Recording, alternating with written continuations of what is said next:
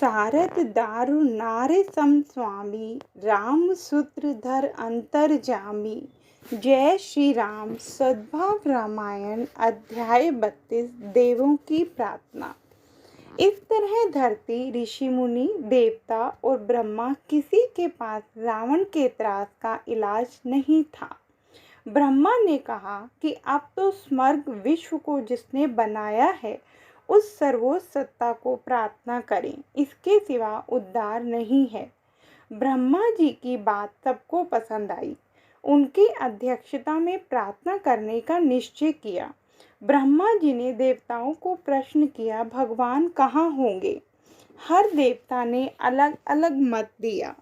कोई भी भगवान का निश्चित स्थान बता नहीं सका। आखिर में ब्रह्मा जी ने शिव जी से कहा, महाराज, मुझे देवताओं के प्रति दया होती है। अब आप ही कहिए, भगवान कहाँ होंगे? शिव जी ने कहा, हरि व्यापक सर्वत्र समाना, प्रेम ते प्रगट हो ही मैं जाना। भगवान तो समान रूप से हर जगह व्यापक हैं। हम में प्रेम हो तो वह यहीं प्रकट होंगे, इसलिए हम जहाँ खड़े हैं वहीं प्रार्थना करें। ब्रह्मा जी को शिव जी की बात पसंद आ गई। ब्रह्मलोक में ब्रह्मा जी की अध्यक्षता में प्रार्थना का आरंभ हुआ।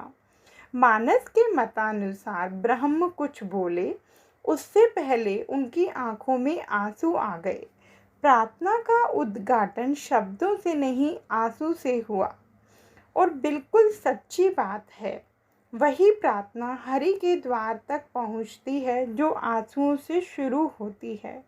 जो वेद मंत्र जानते हों उनकी पूजा करनी चाहिए, पर वेद मंत्र बोलते हुए आंखें गीली न हो तो वह प्रार्थना प्रभु तक पहुंचेगी या नहीं, यह प्रश्न है।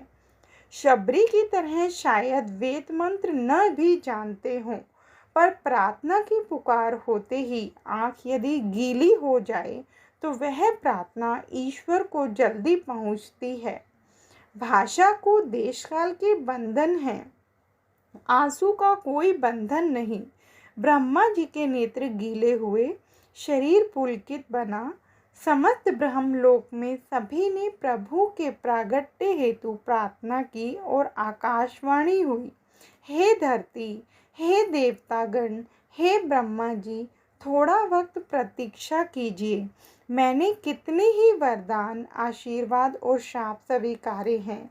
उसके फलस्वरूप मैं अंश सहित सूर्य वंश में प्रकट होऊंगा, धरती का भार उतारूंगा। वैदिक परंपरा की पुनः स्थापना होगी, भारतीय संस्कृति का ध्वज फहरेगा और आपकी सभी समस्याओं का निराकरण होगा। भगवान के शब्द सुनकर ब्रह्मा जी सहित सभी देवता भाव विभोर हो गए। देवताओं को हुआ कि भगवान ने वचन दिया है सो वे प्रकट होंगे और हमारी सभी समस्याओं का अंत होगा। अब हमें कुछ करने जैसा नहीं रहता।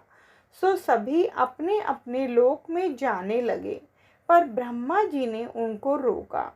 उन्होंने देवताओं से कहा, परमात्मा ने कृपा की है इसलिए वे प्रकट होंगे, पर हमें निष्क्रिय होकर बैठना नहीं है। परमात्मा की कृपा सच्चे अर्थ में पाने के लिए हर एक को पुरुषार्थ करना है।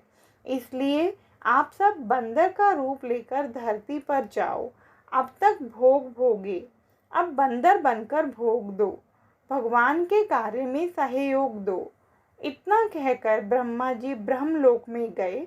सभी देवता बंदर का रूप लेकर धरती पर आए और प्रभु के प्रागट्य की राह देखने लगे।